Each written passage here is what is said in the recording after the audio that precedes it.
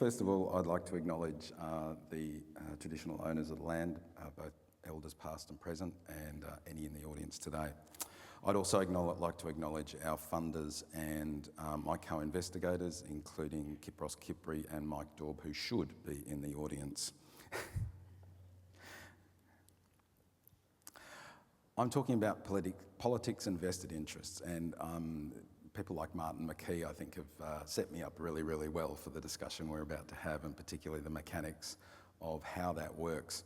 I don't think in this audience it's any surprise that major bodies around the world have identified the issue of how industries influence policy as being a key barrier to engaging in public health and evidence-based practice. And this really comes down to a number of key areas, as Martin particularly talked about and Mike Daub's going to talk about later.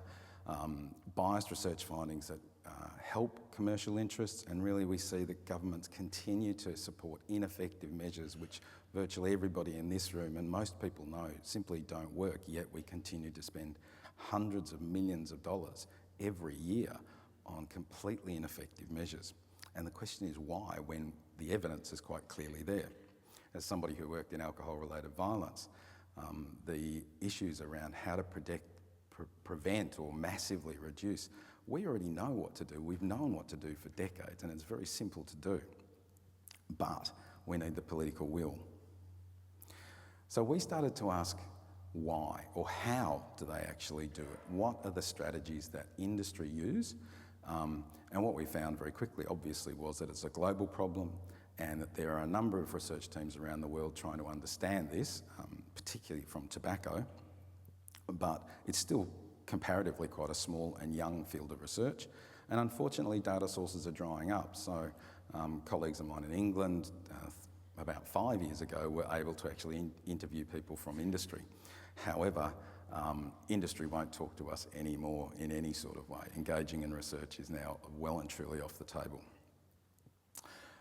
One of the key groups who's really helped in terms of our thinking is Anna Gilmore and Emily Saville from the University of Bath. And they've come up with 9 key areas. I'm not going to go through them here right now, but in addition to these key areas, which we'll go through one at a time, our research has found 2 key areas that we think are important to add to that literature, particularly looking at the revolving door between government and industry, and looking at the media as becoming increasingly a vested interest in the modern age, whereby television, newspaper are starved of advertising funds now. And I'm trying to understand how that plays out in terms of what they're reporting, even since 2014. So the first key way in which industry is engaging with or trying to influence the political process are front groups, particularly the social aspects public relations organisations. We call them SAPROs. So in the tobacco field, they're well known and they've been around for quite a while. Our Australian version we saw in relation to plain packaging, and that was a group called the Alliance of Australian Retailers. And we actually found out ultimately that they were funded by tobacco industry, and there was very few actual retailers. In alcohol, which is my area of speciality, we see these around the world. So in Australia, we have one called Drinkwise. There's another very large one called Drinkaware in England, and another one in Ireland called Drinkaware. There's a very long list. And we also see them in gambling as well. And the really key thing when we looked into submissions for the Preventative Health Task Force was what we found was more important than any other thing was that the alcohol producers were using Drinkwise as evidence that they were responsible citizens, that they did good, that they were acting to reduce alcohol-related harm. You don't need to put in place increased taxes or restrictions on trading hours because we're members of Drinkwise, and Drinkwise is a good thing.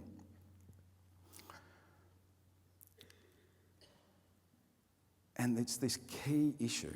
It's about the purpose of the body in front that is serving primarily to increase the respectability of the industry. That is the key goal. Whether or not they fund research, whether or not they fund your local community club, whether or not they've got ads on telly telling you how to drink or blaming parents for the drinking culture, not mentioning the fact that alcohol advertising is so ubiquitous, kids can't have discussions about alcohol. They're also often promoted as independent bodies. So virtually all of these bodies say we are independent. We're completely funded by the alcohol industry, but that wouldn't make any difference. And there's 6 members of the alcohol industry on the board.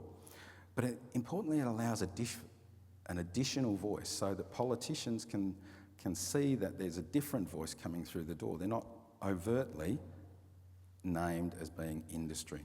It allows more access to different policymakers about different elements, including things like going to education departments and saying, well, we can help with education. And it allows a really circular response system. As we saw, you can have the industry saying, well, we should be funding Drinkwise, and then Drinkwise saying, hey, have a look at Lion, they're doing really good stuff and they've done this research. It allows them to really control a lot of the core messaging going through the public.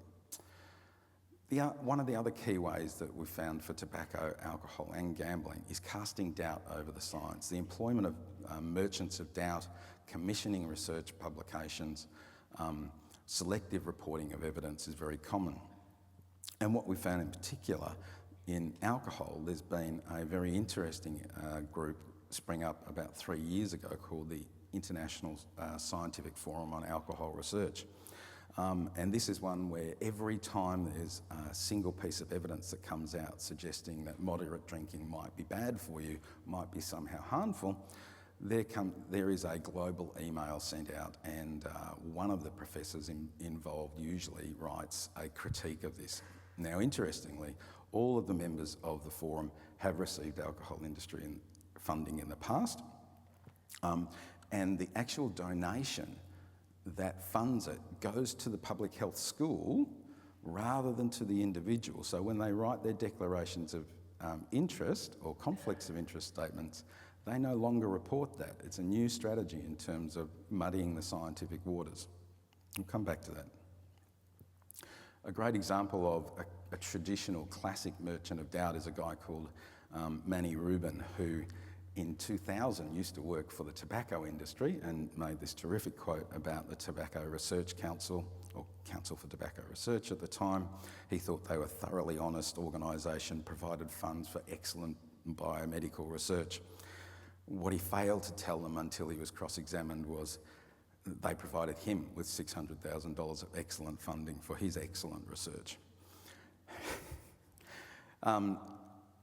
Last year, he turned up writing about alcohol, and he proposed in an editorial which had no conflict of interest statement whatsoever that it was actually better for physicians to be saying to people, it's better for you to drink than not to drink.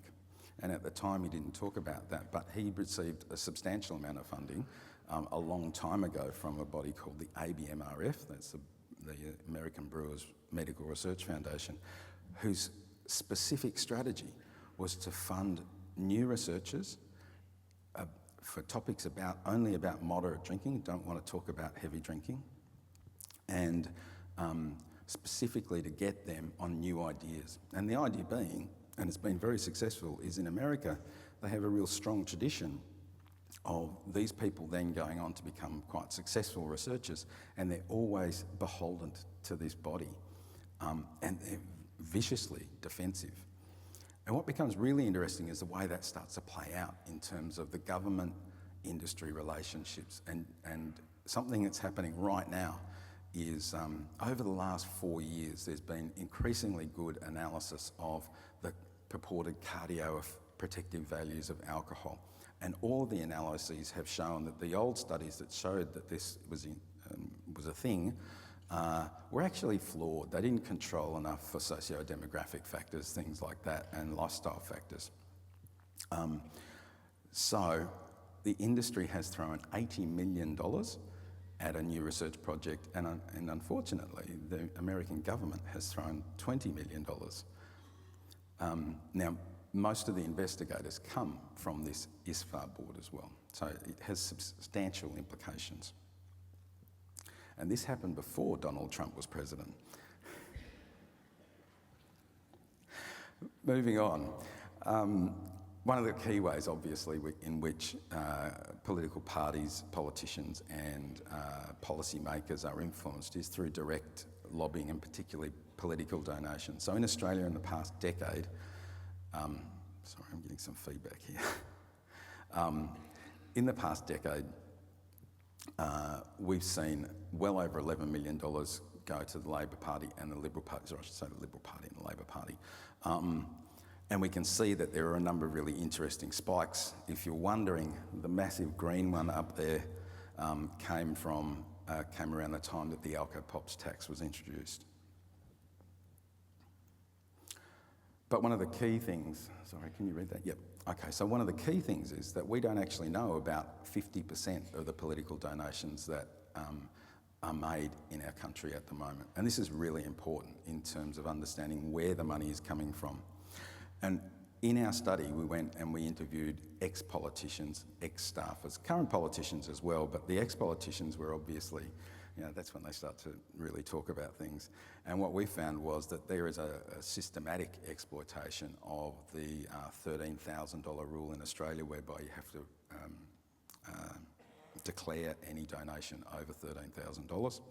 And that particularly when you've got something like 30 hotels in a small area, in a local members area, each one of those can give $5,000 or $10,000, and all of a sudden you're talking about a $500,000 donation.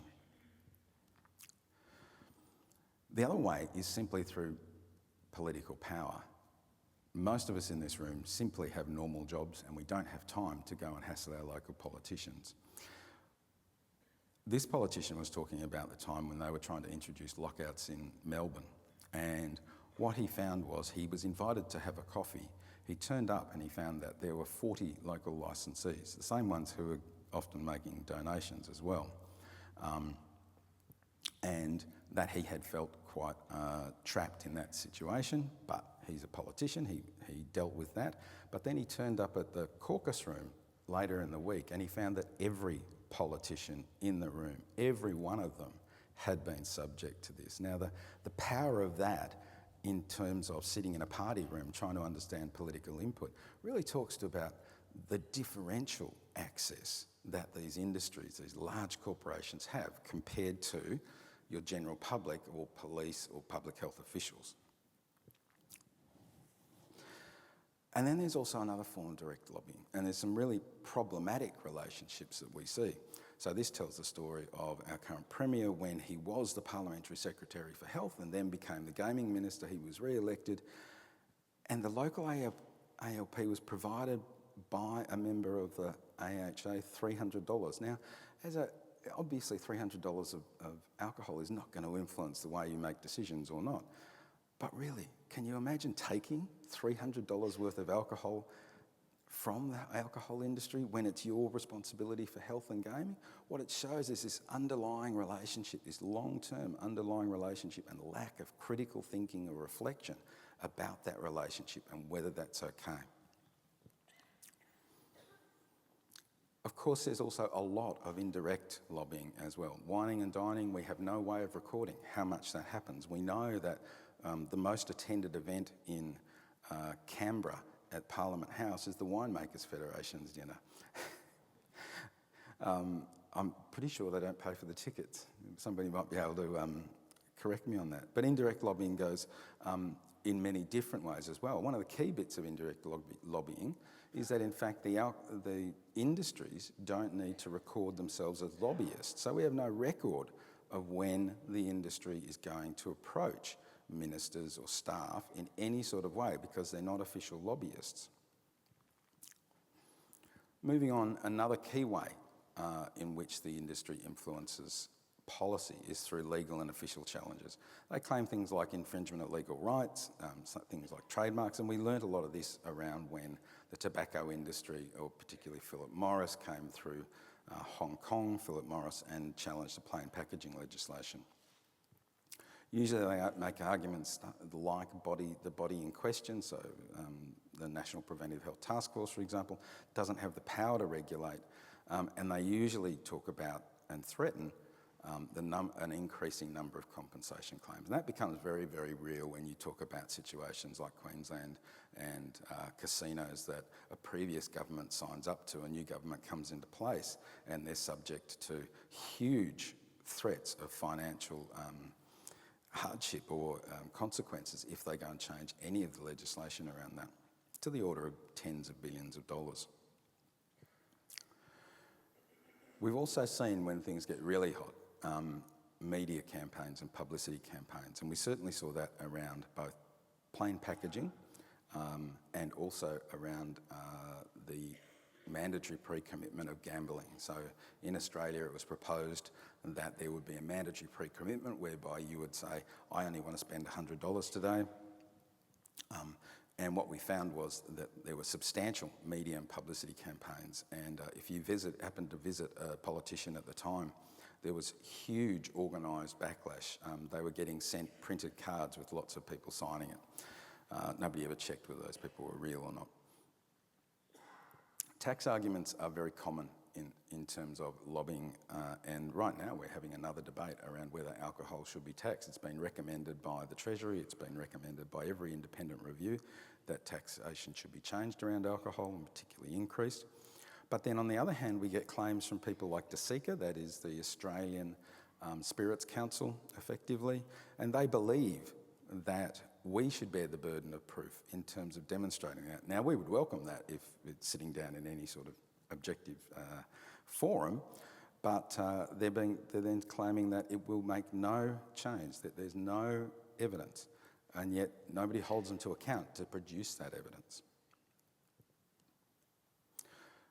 Another really common theme, and it's really important when you start to think more widely about things like sport and media and alcohol and gambling and the way in which they work together, we're seeing so many more industry and company collaborations. And sometimes if you talk about our largest supermarket chains here in Australia, Woolworths, for example, is not only the biggest retailer of tobacco, they're the biggest retailer of gambling and the biggest retailer of alcohol. So when Woolworths walks in the door and says, we're about selling food, well, most of their profit actually comes from alcohol, gambling and tobacco.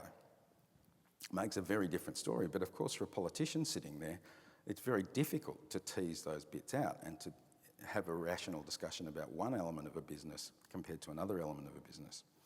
And these groups work together in ways to create intelligence gathering and do a lot of social responsibility marketing.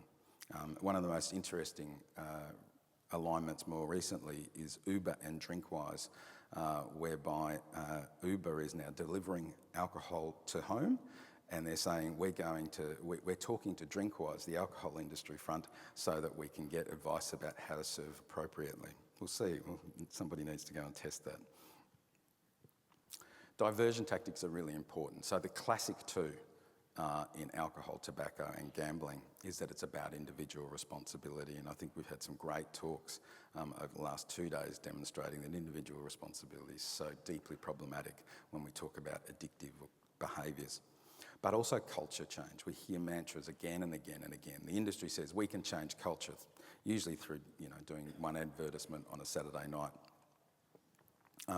But it's a key diversion tactic, and we need to be naming the labels of culture change around that, or at least taking back those words and pointing to what has been effective at changing culture when we talk about tobacco, when we talk about drink driving. Strong legislation first, then strong education.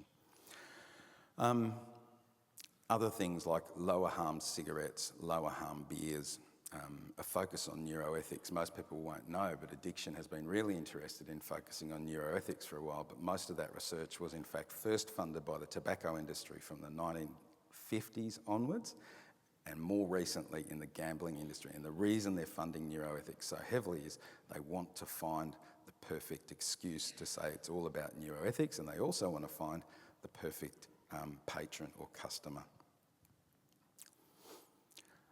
One of the key ways in which Industries Act is around intimidation. So they attack dissenting voices, and they usually are pretty threatening. The first time I got one of these letters, I was a bit scared. I wondered if my house was going. In my time as one of the editors at Addiction, we got a lot of these sorts of letters threatening. And I think one of the key things is you've got to be very, very careful, but also realise this is a simple bullying tactic. And they're very good at throwing words like defamation around. But, and Mike Daub again might talk about this later, I think, but unless there's an actual lawsuit, they would launch the lawsuit if they thought they could get away with it. Intimidation also happens at the governmental level. We are talking, in a lot of cases about corporations that are bigger than most of the governments in the world, and they can threaten investment decisions. CUB has previously threatened to remove the breweries in Melbourne, and at the moment there is a legal threat from Woolworths because the Northern Territory government said, actually, we don't need yet another massive packaged liquor outlet in the Northern Territory. We have enough harm. And yet Woolworths is threatening legal action around that. So they can do it in a number of different ways.